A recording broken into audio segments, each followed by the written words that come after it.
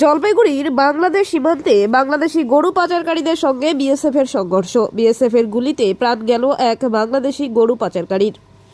ঘটনায় আহত হয়েছেন বিএসএফ জওয়ান। জানা গিয়েছে, গরু চুরির উদ্দেশ্য নিয়ে এদিন বাংলাদেশি গরু পাচারকারীদের ৮-১০ জনের একটি দল জলপাইগুড়ির রাজগঞ্জের কুকুরজান অঞ্চলের খালপাড়া বালাসন বিওপি সংলগ্ন কাঁটাতারের বেড়া কেটে ভারতে ঢোকে। টহলরত বিএসএফ জওয়ানদের নজরে পড়লে বাধা দেয়। সেই সময় বিএসএফ এর উপর হামলা চালায়। এই ঘটনায় একজন বিএসএফ জওয়ান আহত হন। পাল্টা বিএসএফ এর গুলিতে প্রাণ যায় বাংলাদেশি এক গরু পাচারকারীর। বাকিরা পালিয়ে যায়। ঘটনার পর সীমান্তে নজরদারি আরও বাড়িয়ে দিয়েছে বিএসএফ। আমার নাম শাহিদুল আলম। শাহিদুল আলম, কোথায় বাড়ি আপনার? খালপাড়া এখানে। কি শুনলেন কালকে রাতে কি হয়েছিল?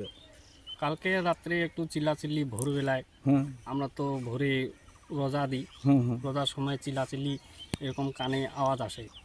তো আমরা তো ঘরে আসি, এদিকে তো আসতে পারতাম না। তো এইটাই মানে শব্দ পেয়েছি।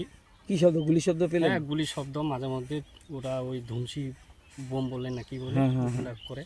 তারপর সকালে ঘুম থেকে উঠে দেখতেছি একজন না চারজন এইভাবে মারছে। আচ্ছা, তে সকাল সকাল খবর পেলাম যে একজনকে মারি দিছে।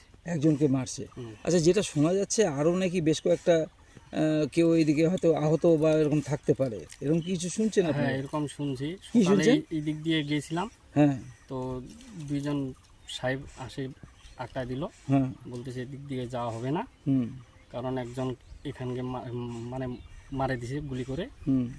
আর ওইদিকে অনেক ফায়ার করছে। তে 2-3টা মনে হয় হাতে পায়ে কোথায় কি লাগছে। তো ওরা কি লুকিয়ে আছে? লুকিয়ে আছে, এই জন্য ওইদিকে আমাদেরকে যেতে দেন না। কারণ এখানে যদি আমরা যাই তাহলে বাংলাদেশের লোক খেপে আসি, হয়তো আমাদেরকে যদি টানে নিয়ে যায়। তার জন্য বিএসএফ আমাকে ওইদিকে যাইতে দেন। তো এরা কি করছিল? গরু নিয়ে যাচ্ছিল? হ্যাঁ, সকালে তো গরুয়ে দেখলাম, গরু 2টা। আচ্ছা আচ্ছা, তো এই যে বিএসএফ যে কাজটা করলো এটা কীরকম করলো, কি মনে হয়? আমরা তো বর্ডার এলাকায় থাকি। হ্যাঁ, তো ওরা তো দূর দূরান্ত থেকে আসে, এগুলা কাজ করে যায়। তো আমাদের গ্রামে তো অশান্তি, তাই না? কাজ তো ওরা করে। হ্যাঁ, এখন আমরা গরু নিয়ে আসি, আমাদের জমি এখানে, ওরা এইভাবে কাজ করে চলে যায়, তা আমাদের অশান্তি। তো ওদের আইন মতন যা করছে ভালোই করছে। ক্যাম্পের পাশেই। আচ্ছা, কি করেন আপনি? আমি এই রবীন ঘোষের বাগানে কাজ করি। কি বাগান? চা বাগান। চা বাগানে। তা আজকে কি কাজ হচ্ছে? আজকে তো এই শোনা যাচ্ছে যে বর্ডারে একজন মারা গেছে। হ্যাঁ হ্যাঁ, তো তার জন্য আমরা গিয়েছি, আমাকে বাপস করে দিল বিএসএফ। তাই? হ্যাঁ তো এই যে এরকম এরা অত্যাচার করে দুষ্কৃতীরা, তো এটা আপনাদেরই তো ক্ষতি না? হ্যাঁ, দারুণ ক্ষতি। এদের জন্য আমাদের জিনা হারাম হয়ে গেছে। কারণ এই যে আমরা শান্তি মতন বাংলাদেশের মানে বর্ডারে যাইতে পারতেছি না। তা আপনাদের তো রুজি রুটি এইটার উপরই চলে। হ্যাঁ, ওইটাই বরাবর আমরা ওই বাগানেই কাজ করি। হ্যাঁ, তা আজকে কি হলো? কামাইটা মার আজকে গেল 26টা লোকের আমার পেটে লাথি মারে দিল। তাই না? হ্যাঁ, এই বাংলাদেশি দুষ্কৃতীরা। তাহলে তো যে শোনা যাচ্ছে যে এখানে বোধহয় কোনো আরো বডি টডি আছে, সার্চিং হচ্ছে নাকি? আমাদেরকে তো যাইতে দিচ্ছে না, তো কি করে বলবো এটা। মানে কি হচ্ছে? সার্চ হচ্ছে খুব? গাড়িগুলো তো মানে খুব আসতেছে।